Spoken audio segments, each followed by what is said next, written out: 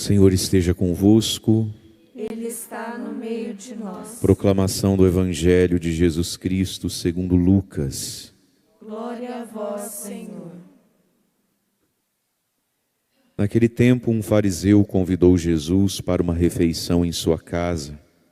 Jesus entrou na casa do fariseu e pôs-se à mesa. Certa mulher, conhecida na cidade como pecadora, soube que Jesus estava à mesa na casa do fariseu. Ela trouxe um frasco de alabastro com perfume e, ficando por detrás, chorava aos pés de Jesus. Com as lágrimas começou a banhar-lhe os pés, enxugava-os com os cabelos, cobria-os de beijos e os ungia com o perfume. Vendo isso, o fariseu que o havia convidado ficou pensando: se este homem fosse um profeta, saberia que tipo de mulher está tocando nele, pois é uma pecadora. Jesus disse então ao fariseu: Simão, eu tenho uma coisa para te dizer. Simão respondeu: fala, mestre. Jesus disse: certo credor tinha 2 devedores, um lhe devia 500 moedas de prata, o outro 50. Como não tivessem com que pagar, o homem perdoou os 2. Qual deles o amará mais? Simão respondeu: acho que é aquele ao qual perdoou mais. Jesus lhe disse: tu julgaste corretamente. Então Jesus virou-se para a mulher e disse a Simão: estás vendo esta mulher? Quando entrei em tua casa, tu não me ofereceste água para lavar os pés.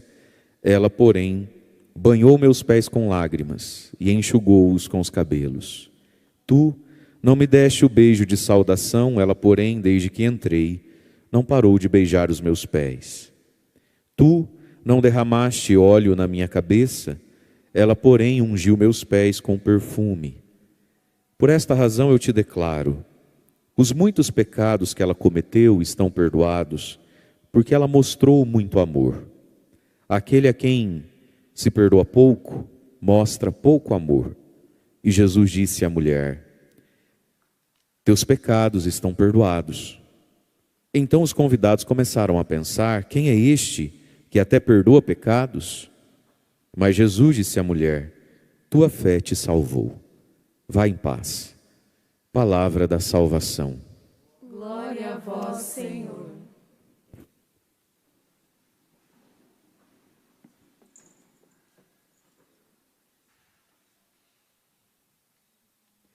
Irmãos e irmãs, a palavra de Deus hoje nos fala do perdão, da misericórdia e da atitude dessa mulher que acabou por revelar a um homem tido por bom que ele não era tão bom assim. Jesus hoje pegou uma mulher arrependida, até então prostituta, e disse ao dono da casa, ao fariseu Simão, e a todos os que estavam ali, e a cada um de nós também: você está vendo essa mulher? E aí Jesus colocou a mulher como modelo para aquele homem, que se considerava modelo para aquela mulher. Jesus hoje inverteu a situação das coisas aqui. É um evangelho riquíssimo nisso que nos ensina a respeito da misericórdia de Deus e do quanto o amor leva ao perdão e o perdão leva ao amor. Uma coisa se alimenta da outra. Na graça do arrependimento, uma mulher que era pecadora conhecida na cidade. Então ela era prostituta, ela não era nenhuma santinha. Mas ela viveu uma experiência profunda do amor de Deus para com ela aqui.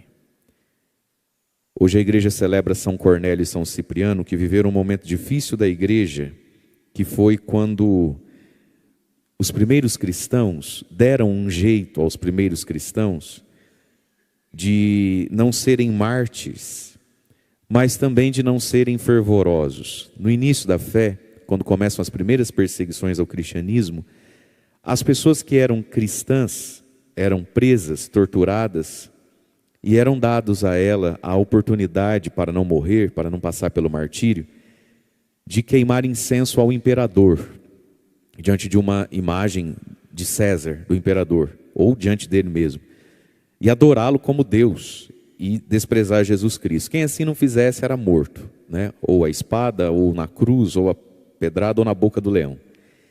E aí então, Era grande o número dos cristãos que morriam mártires. E o sangue dos mártires é semente de novos cristãos. Quanto mais matava, mais crescia. O demônio é esperto. Como é que a gente faz para matar a igreja? Facilita as coisas. O ser humano tem dentro de si uma tendência, uma natureza à grandeza, ao heróico. Então, para você matar algo que poderia ser muito bom, às vezes o que você deve fazer é facilitar, porque daí você atrai os medíocres. Que é o que a gente vive hoje há muito tempo, né? Ah, mas eu sou católico. Não praticante, né? E a gente vive isso, essa pressão entre nós, né?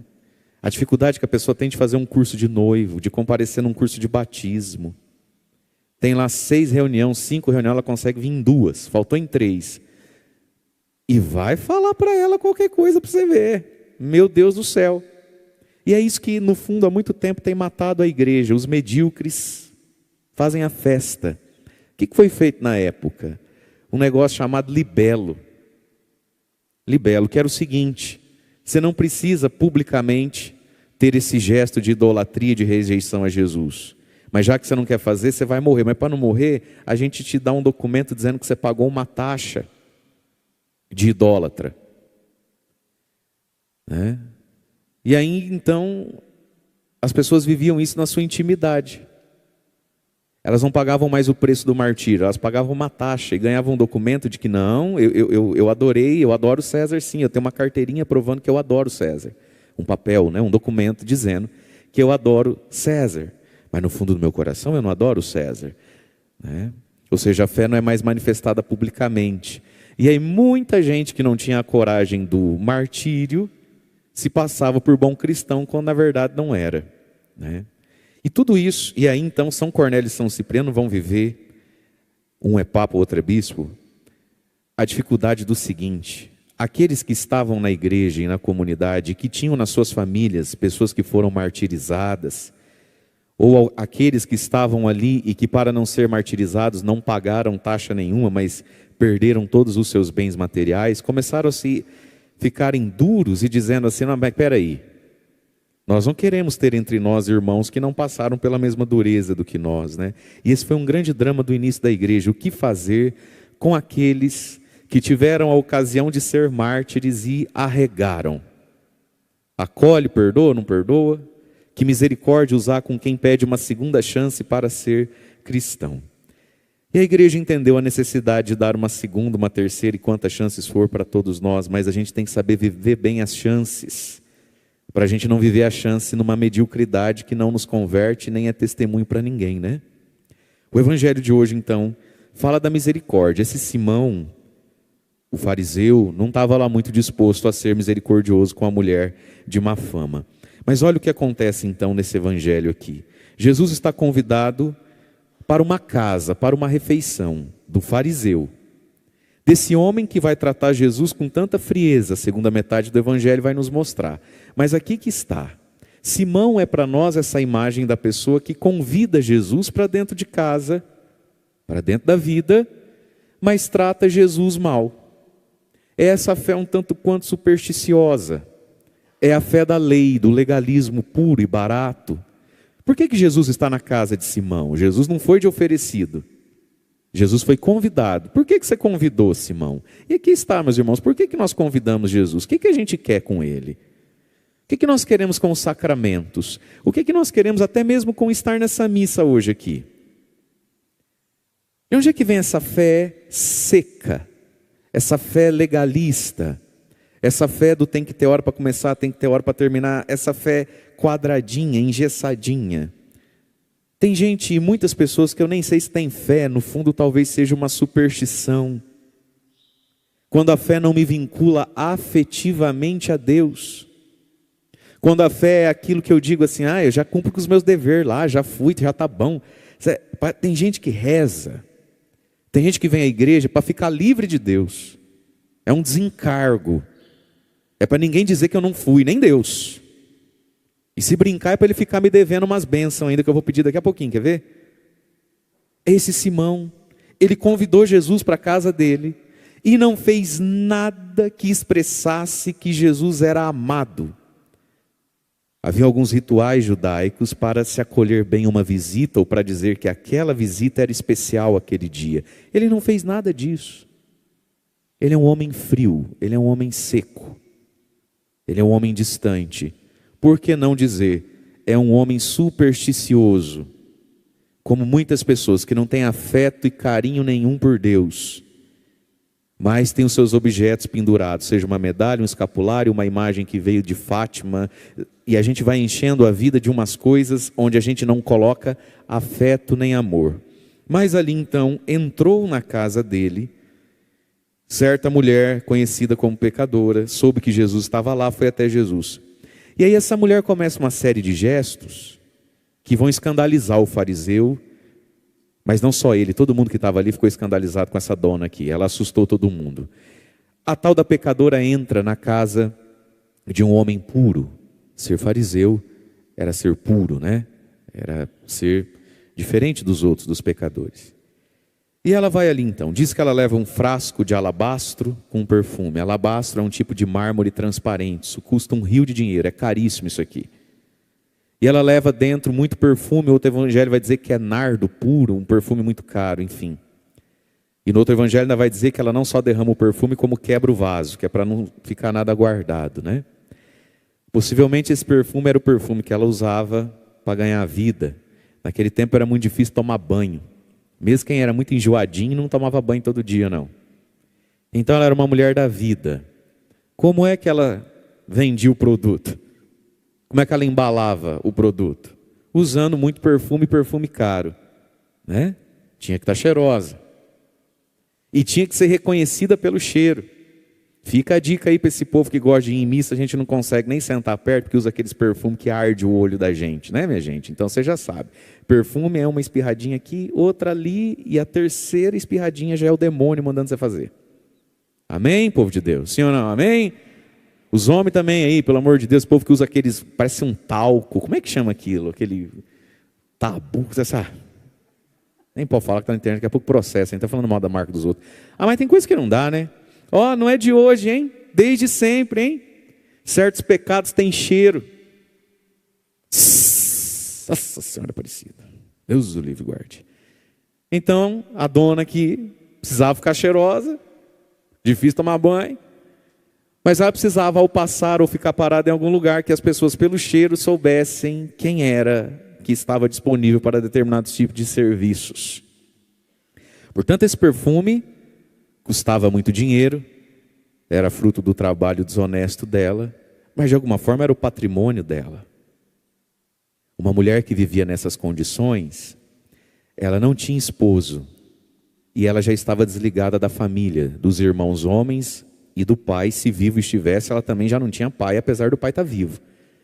Uma mulher assim, de algum modo, ficou assim porque já era sem sustento nenhum, ou nessa opção ficava deserdada. Portanto, esse perfume que ela leva e derrama era o pé de meia dela. Era o pé de meia dela.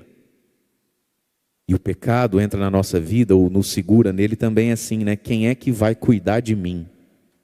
Como é que eu vou pagar as minhas contas? Como é que eu vou resolver tal situação na minha vida? Essa mulher também tinha essa preocupação. Ela tem má fama, ela não tem marido e o pai dela não vai cuidar dela. E os irmãos homens querem ela longe dela. Quem é que vai cuidar dela? Se ela joga o perfume fora. Mas aqui está. A conversão é uma decisão, é uma radicalidade. Ponto 1. Ponto 2. Possivelmente ela sabia o seguinte: se eu levar para casa, depois dessa cena toda, esse chororô todo, desse perdão todo, se eu chegar em casa e encontrar esse meu perfume lá, eu não sei se eu aguento uma semana na santidade, na vida correta, e não vou lá eu, na hora do primeiro aperto, na hora da primeira dificuldade, não vou lá eu passar o meu perfume e buscar dinheiro na cama de algum homem. Essa mulher, ao fazer esse gesto, ela está cortando as possibilidades do pecado na vida dela. Uma profunda humildade que ela teve diante do seu próprio pecado. Essa humildade que muitas vezes nos falta. A gente até se arrepende, a gente até se emociona, a gente até concorda que tem que viver diferente, mas a gente não quebra as pontes. A gente mantém na gaveta o plano B. Se der errado com Deus, eu tenho para onde voltar. E é por isso que volta. Se essa mulher leva embora o perfume, possivelmente ela cai em pecado de novo. Porque viver a vida que ela quis viver daqui para frente não era fácil. Recomeçar uma vida não é fácil. É difícil. E muitas vezes é difícil também financeiramente. Andar um caminho de justiça, um caminho de dignidade, como é que faz? Tem que aprender a voltar a comer ovo. Apesar que ultimamente nós estamos todos investindo bastante em ovo, mas você entendeu o exemplo. E aí como é que fica, né? Então essa mulher aqui teve também um gesto de sabedoria e de humildade. Ou eu me desfaço desse perfume aqui, caríssimo, ou eu posso me complicar. Agora ela não só renunciou o perfume, como fez uma oferta do perfume. Derramou os pés de Jesus. Então ela está lavando os pés de Jesus com perfume. Por detrás, ela não tem nem coragem de ficar na frente. Ela chora aos pés de Jesus. Jesus estava sentado no chão. Naquele tempo não tinha cadeira, né? Para as refeições. Então Jesus estava sentado com as pernas esticadas. Ela vai lá no pé de Jesus. E começa a derramar lágrimas nos pés de Jesus. E enxuga com os cabelos imensos que ela devia ter. Cobre de beijos. E vai ungindo com perfume. E todo mundo vendo aquela cena, uma cena terrível, né? E há quem diga na tradição deles que esse gesto de uma mulher tocar o pé de um homem em público numa refeição era o gesto que só as mulheres viúvas podiam fazer em relação a um outro homem. E era um gesto simbólico dizendo assim: me leva, me casa comigo, me acolhe. No Antigo Testamento tem essas cenas, Ruth e Boaz, o tocar o pé. Então, ela está se oferecendo como que para ser esposa. Claro, não fisicamente, porque ela sabia que Jesus não tinha esposa, né? Mas é um gesto ousado de quem se oferece para ser amada agora por ele. E aí todo mundo ficou muito escandalizado com o gesto dessa mulher. E aí então, o homem começa a pensar como a gente pensa também, né? Se esse homem fosse profeta, ia saber quem é essa dona. Isso é lá a mulher de ficar relando nos outros. Isso aí não vale nada. E não valia mesmo, gente. Vamos dar um desconto para o fariseu aqui. A gente às vezes se apressa muito com as coisas. A gente logo de imediato. Olha, é impressionante como a gente atende esses dramas de consciência. Ai, padre, será que eu errei de ter falado? Será que eu errei de ter corrigido? Nós estamos num mundo hoje onde corrigir virou pecado. Nós estamos num mundo hoje onde concluir o óbvio virou pecado. Tem cara de pato, bico de pato, pena de pato, anda em cima da água, não afunda, faz quaquá, é o quê? A pessoa se sente culpada de dizer que é pato. Então vamos dar um primeiro desconto aqui para esse homem. De fato, essa mulher é tudo que ele acha que ela é. Ela não vale nada. E a culpa não é dele, a culpa é dela. Ele não é obrigado a achar que ela é uma santa. Ela não é. Então a gente precisa aprender a lidar com essas coisas dentro de nós também, sabe? Ai, que eu fui na igreja e todo mundo ficou me olhando. Ué, claro, você nunca vem. A gente já acha, ou você está divorciando ou está com câncer. Eu penso isso dos 6. Eu estou aqui, às vezes na missa, eu nunca vi essa máscara na missa. Essa sobrancelha não vem aqui não, tio.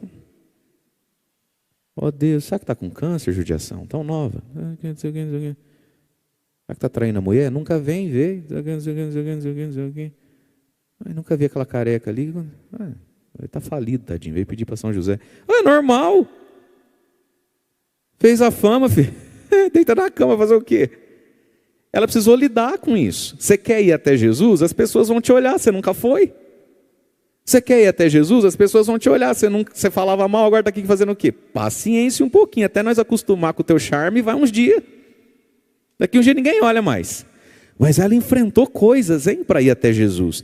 Eu não vou não, as pessoas ficam reparando na gente. Deixa de ser besta. Você vê o que você quer. Ela quis Jesus e ela vai até Jesus. Escandaliza. O homem pensa o que pensa e nem está errado de pensar o que pensou. E não foi só ele que pensou. Mas aí então Jesus vai dizer: Simão, amigo, deixa eu te falar uma coisa. Um homem tinha 2 devedores, um devia 50, o outro devia 500. Ele resolveu perdoar os 2 porque os 2 não tinham como pagar. O que Jesus já começou a ensinar para o Simão aqui? Que não era besta nem um pouco. Está vendo essa mulher, Simão? Ela deve 500. Está vendo você mesmo? Que não mata, não rouba, nem faz as coisas que ela faz? Você deve 50. Está vendo essa mulher? Ela não tem como pagar diante de Deus os 500 que ela adquiriu de dívida. Está vendo você, Simão? Você também não tem como pagar os 50 que você adquiriu de dívida, porque toda dívida contra Deus é infinita, meu irmão. Esse é o ponto. Quando a gente peca pecadinho ou pecadão, a gente pecou contra o infinito da justiça e da santidade, e ninguém paga o perdão. Por isso todos nós precisamos ser salvos. Quem não mata, não rouba e não faz mal para ninguém precisa de um Salvador. Porque nos pecadinhos da vida, nós estamos pecando contra o infinito que é Deus. Simão, um devia 500, outro devia só 50, mas nenhum dos dois tem como pagar. Ninguém paga, nem você. E o que é que o patrão aqui, o dono, que é o credor dos dois, que é Deus, fez? Perdoou. O que deve 500, perdoou o que deve 50. Todo mundo está sendo perdoado. Mas eu te coloco uma pergunta, Simão: qual dos dois perdoados vão amar mais esse homem perdoador? Aí ele falou uma obviedade. Eu acho que quem devia 500 foi perdoado de muito, né? Muito bem, Simão. A quem muito foi perdoado, não é isso que Jesus vai dizer? Tu julgaste corretamente. A quem muito foi perdoado, mais amor vai mostrar. Essa mulher foi perdoada de muito. É por isso que ela está mostrando tanto amor assim. Mas aqui Jesus então vai dizer para Simão, e aqui começa quase que a loucura do evangelho, né? Aqui começa. Simão, está vendo essa mulher? E agora Jesus vai pegar essa mulher e vai fazer dessa mulher, das atitudes dela, uma catequese para todo mundo. Vai fazer dessa mulher aquilo que desmascara esse homem tão bom assim, só que ele não é tão bom assim. E é por isso, meus irmãos e minhas irmãs, que o demônio tem verdadeiro pavor da conversão, do testemunho. É por isso que muitas pessoas têm tanta dificuldade em aceitar, em acolher tudo aquilo que de fato muda a vida das pessoas. Porque um pecador bem convertido, coloca a gente em crise. Como é bom a gente viver em paz, se achando santo. Como é bom a gente viver medíocre, se achando o melhor católico do mundo. Até que perto de nós começam a acontecer umas coisas mais extravagantes, como essa dona aqui, que teve gestos de profundo amor, louvor e adoração a Jesus, que gastou dinheiro com Jesus. Quando isso começa a acontecer ao nosso redor, isso começa a questionar um pouco a qualidade da nossa fé. É por isso que às vezes tem tantos estremecimentos até dentro da igreja. Porque como é gostoso a gente sentir que a gente é santo, que a gente é bom. E como é difícil, como questiona às vezes as nossas seguranças ou o nosso orgulho, quando perto de nós alguém revela que tem um amor a Deus que eu não tenho. Como é gostoso sentir que eu não tenho o pecado que você tem. Mas como é desconfortável saber que eu não tenho a fé e o amor que você tem. É aqui que o caldo entorna. Enquanto está todo mundo pecando, a gente não tem boca para nada. A gente fica até em paz. Mas quando pessoas começam a crescer na virtude ao nosso lado, aí começa, quem não tem boca para nada começa a falar. Por quê? Porque a virtude, o crescimento na santidade questiona muita coisa. Aquela mulher não estava incomodando aquela sala porque ela era pecadora, de má fama e entrou ali. Ela começou a incomodar, porque quando ela começou a fazer aquelas coisas por Jesus, e as perguntas que Jesus vai fazer para o Simão agora, o Simão já sabia dentro de si. Portanto, a virtude ao nosso lado incomoda, mas é um santo incômodo se a gente for humilde. Não adianta lutar contra ou desdenhar a virtude e o fervor de quem está perto de você. É uma oportunidade que Deus está te dando de você acordar também. E aí então Jesus começa a dizer, está vendo essa mulher? Eu entrei na tua casa, olha as frases. Tu não me ofereceste água nem para lavar o pé, que era um costume muito singelo da época. Oferecer água para lavar o pé, todo mundo andava de sandália na terra. Tu não. Ela, porém. me banha os pés com lágrimas. Tu não me destes o beijo de saudação. Qual que é, Simão? Está de mal comigo? Não vai me dar o beijo de saudação que você deu nos outros? Tudo aqui em mim você não deu. Ela, porém, não para de beijar o meu pé com lágrimas. Tu não derramaste o óleo na minha cabeça, que era um agradozinho que se fazia. O pessoal chegava suado, né? Com aqueles mosquitinhos do cão em volta. Então você derramava um pouquinho de óleo aqui, refrescava a pessoa, como diz o Salmo, para os homens, às vezes até escorrer na barba, e o mosquitinho ia embora. Ela, porém, me unge o pé, não com uma gota de óleo, mas com o perfume mais caro, e ainda quebrando o vaso. Por essa razão eu te declaro, amigo, os muitos pecados que ela cometeu estão perdoados, porque ela mostrou muito amor para comigo. Aquele a quem se perdoa pouco, mostra pouco amor. Mas veja, meus irmãos,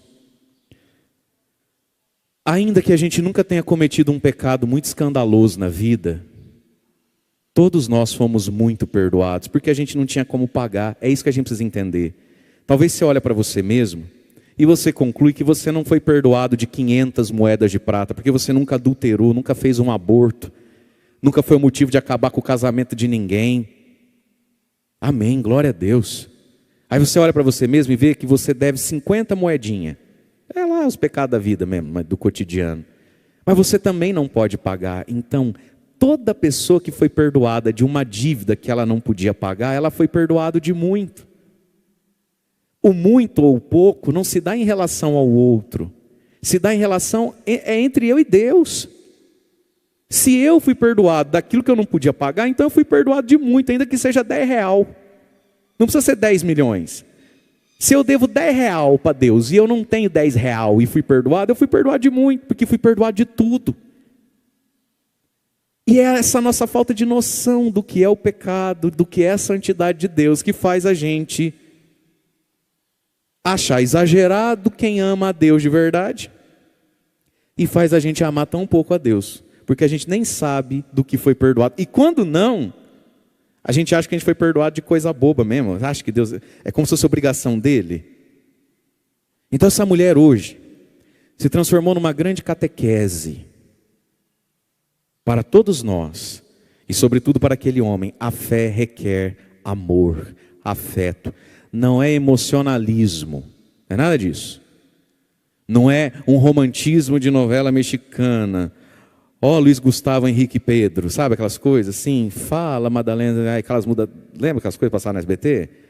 Thalia Del Mar? Não, não é isso. A fé não passa nessas meninices. Mas a fé comporta algum afeto. E aqui a gente precisaria colocar essa pergunta para nós. Na nossa fé, existe ardor? Existe afeto? Existe um gesto para fora de mim que expresse amor? Simão, cidadão de bem, tu não, você me nega os gestos mais simples. Me convida para dentro da sua casa para quê? Para que você me convidou para dentro da sua casa? Para que nós queremos Jesus na nossa casa, meus irmãos? Para quê?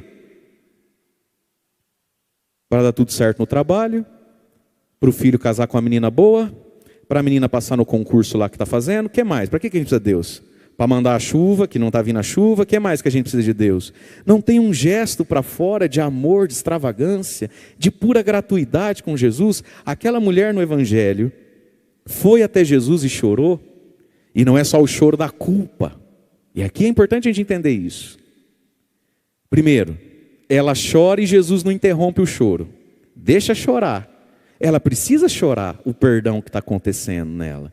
Em momento algum Jesus agacha e fala, ei, não chora não, esses homens é tudo um bando de machista, não é assim também hoje. Não, tem que chorar mesmo, filha. Tem que arrancar pelos olhos todas as pragas que você fazia. Pode chorar, é o quebrantamento, deixa acontecer. A contrição do coração, Jesus deixou ela chorar. Todo aquele arrependimento, toda aquela vergonha, toda aquela culpa, meu Deus, onde é que eu estava com a cabeça, que vergonha. Ai, minha Nossa Senhora, deixa chorar. Tem que doer. O perdão precisa doer dentro da gente, senão a gente nem sabe o que foi perdoado, deixa chorar. Mas ela não chora só a culpa. Ela chora a esperança. Por que ela chora? Porque nos pés de Jesus, ela entendeu que em Jesus, quem é esse que até perdoa o pecado? É assim que termina o evangelho de hoje. Sim, é o que perdoa o pecado.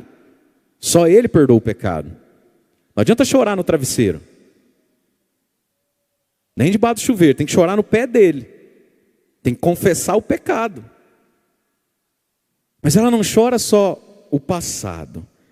Ela está chorando essa graça de ao mesmo tempo se sentir a pior das mulheres, mas ao mesmo tempo ela sente um desejo de ser uma nova mulher e ela crê que é possível. É por isso que ela chora. Quem chora sem esperança está chorando neurose, está chorando complexo, não é? Está chorando culpa que mata. Ela não está chorando culpa, ela está chorando perdão. E o perdão é essa mistura do eu sou culpado com vou ser melhor. Eu sou culpado, mas ganhei uma chance. É isso que ela chora. Ao mesmo tempo que ela sente nojo dela, ela vislumbra que ela vai ser uma mulher diferente. Por graça de Jesus, é por isso que ela chora. E Jesus deixa o choro acontecer. Mas ela também tem um gesto de extravagância. Esse perfume, isso custa caro. Então ela gastou lágrima, ela gastou tempo, ela não se importou de ser criticada, e ela ainda gastou dinheiro com Jesus. Você sabe que muita gente que vem na igreja tolera tudo. Gente que vem na igreja tolera tudo, até que você gaste tempo, mas gasta dinheiro para você ver. Esse gesto de extravagância, ela derramou aos pés de Jesus um presente. E a gente pode fazer isso também na vida. Às vezes a gente passa uma vida toda dentro da igreja e nunca fez uma extravagância com Deus. Para com Deus. Para com as coisas de Deus. Seja através de um pobre, que é onde Deus está. Seja através da igreja, que é onde Deus está. É dois lugares onde você encontra Jesus, né? Você já parou para pensar nisso? Quais as duas coisas materiais que Jesus disse, sou eu, não é o que você está vendo. Você está vendo, mas não é o que você está vendo. Sou eu. A Eucaristia, tomai todos e comei, isso é o meu corpo. Ele diz que é Ele, não é pão, é Ele. E qual é a outra coisa material que Jesus disse, não é o que você está vendo, sou eu. O pobre. Tive fome, não me deste comer, tive sede, tive nu, tive doente. Não é isso que ele fala? Estive preso, era estrangeiro. Senhor, quando foi que te vimos? Nunca te vimos não.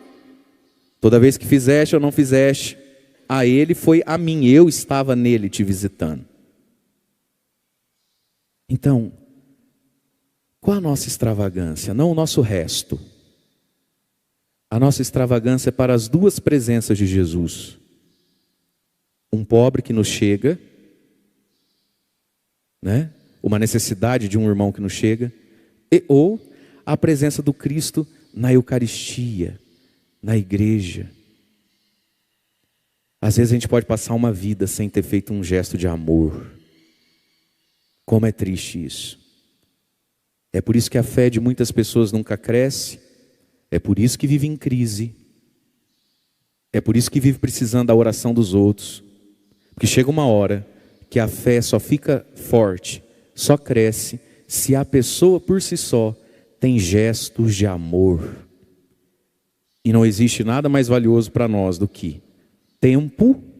Não tenho tempo, padre, está uma correria a minha vida. A vida de todos nós está corrida, tá ou não está? O dia com 24 horas está pouco, a semana com 7 dias não está dando, e um ano com 12 meses também não é que... Você não tem essa impressão que o ano podia ter 14 meses, a semana ter 9 dias, o dia ter 30 horas? Ficaria melhor para todo mundo, né, gente? Acabia tudo. Tem nada mais valioso que o nosso tempo. Não tem nada mais valioso que a nossa imagem pessoal diante dos outros. O que vão dizer, o que vão pensar, vão tirar sarro, vão questionar. E não tem nada mais valioso que dinheiro. Não tem. Dinheiro, imagem e tempo. 3 coisas que a gente luta para não perder, para zelar e ter mais. Tempo, imagem e dinheiro. Essa mulher hoje gastou tudo com Jesus, gastou tempo. Ela gastou tempo ali. Ela gastou a imagem dela. Uns estão chamando ela de sem vergonha, outros estão chamando ela de doida, outros estão chamando ela de exagerada. A imagem dela. E ela gastou dinheiro. Bastante dinheiro. Foi muito generosa naquilo que fez. A gente passa às vezes uma vida dentro da igreja e nunca gastou de verdade o tempo precioso com Deus. Passa uma vida toda andando atrás de Jesus, pedindo bênção, convidando Ele para dentro de casa. E nunca gastou nada da nossa autoimagem com os outros. A gente preserva isso. Passa uma vida toda dentro da igreja, chamando Jesus para dentro de casa. E nunca gastou um dinheiro precioso com Ele. Eu fiz uma homilia, essa história deve estar com 1 ano. E eu tenho comigo que talvez foi desse evangelho a homilia. Mas não sei se foi. Mas só para você entender a situação. Uma pessoa de algum lugar, se eu não me engano, estado do Rio de Janeiro, mandou a seguinte questão. Falou assim: padre, ouvindo, me veio uma questão. A gente mudou aqui numa capela. A gente começou a participar do grupo de oração. E aí chegou um rapazinho aqui, um jovem, que canta muito bem, mas ele não tem violão. Então um empresta, o outro empresta, aí não tem quem empresta, vai só na goela, aquela coisa toda. E aí começou um converseirinho ali vamos fazer uma pizza para comprar um violão. Fazer uma rifa. Um número lá, né? Todo mundo compra alguma coisa. Vamos comprar um violão aqui, porque Deus mandou o menino, mas ele não tem um violão, né?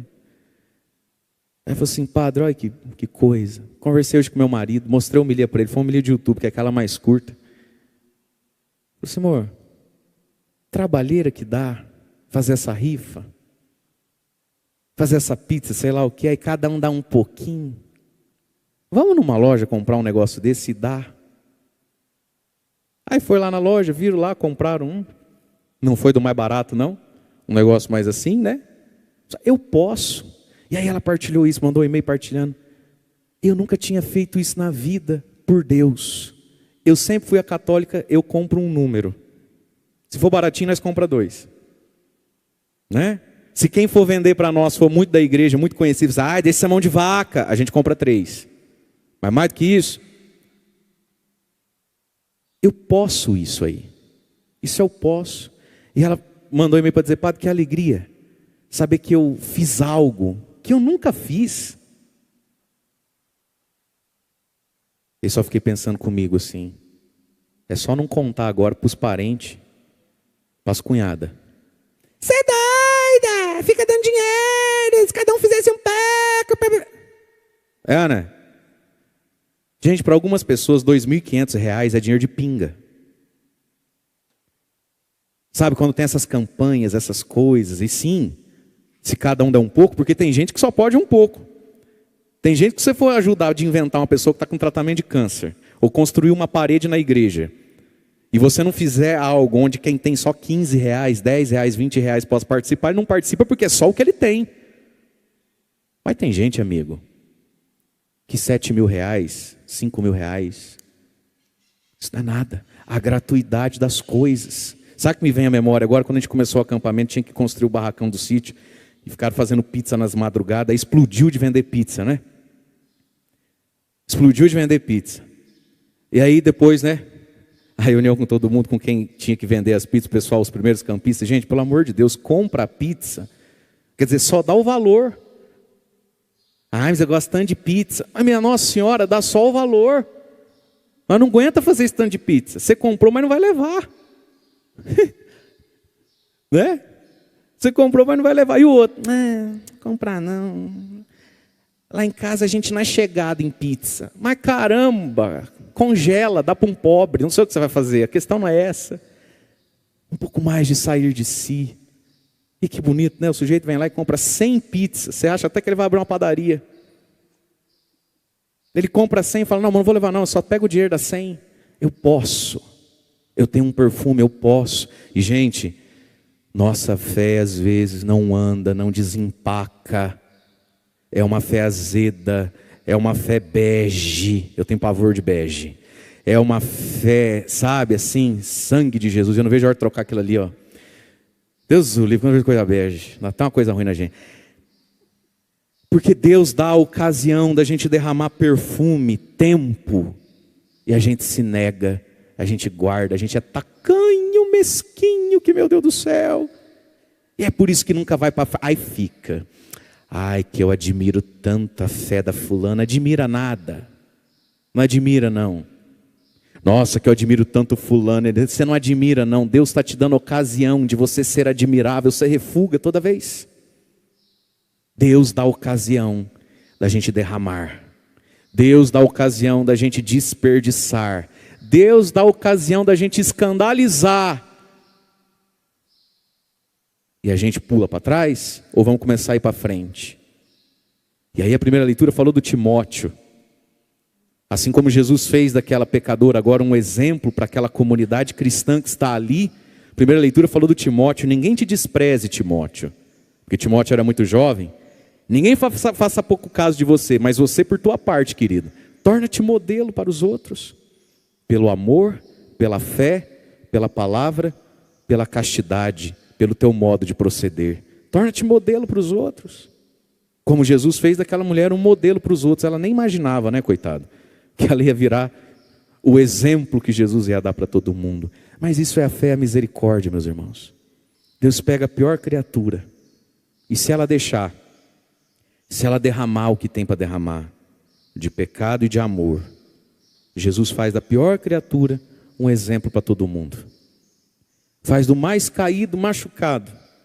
E se fosse ver o que está fazendo aqui um trem desse, faz dele um exemplo. Mas essa mulher nos ensina isso. Generosidade. Tempo, dinheiro, imagem. E uma profunda humildade. No que ela ofertou, ela se libertou do que podia derrubá-la. Ela abriu mão. E apostou definitivamente em Jesus. Porque, meus queridos, olha aqui para o padre que eu termino. Essa mulher levanta, vai em paz. Teus pecados estão perdoados, minha filha. Esse arrependimento e essa esperança que você chorou aqui, você está perdoada. Você não deve mais nada para Deus. Vai fazer uma vida nova. Vai em paz. Foi em paz, mas foi pobre. Foi em paz, mas foi sem amigo. Foi em paz, mas foi sem emprego. Foi em paz e só levou Deus como fé e provedor dela. Porque ela saiu daquela sala ali. A Bíblia não conta. Agora vamos trabalhar com a nossa imaginação. Vamos lá comigo. Saiu dali. Voltou para onde? Saiu dali desempregada, porque o emprego dela ela acabou de deixar no chão. Saiu dali, vai para a casa de que pai? Ou ela não tinha, ou ela não é mais aceita, porque prostituta não tem mais pai. Saiu dali, foi para que marido? Não tem marido. Saiu dali sem nada. Saiu dali numa profunda dependência de Deus. Que coisa extraordinária essa mulher. Saiu dali para viver uma vida com Deus e em Deus e dependendo de Deus de um modo muito radical. Bate no teu peito e fala, ufa, ainda bem que eu não vou passar tanto perrengue. Fala, ufa, ainda bem que para mim não vai precisar tanto, né? Ufa, amém? Ufa, louvado seja Deus. Vamos ficar em pé.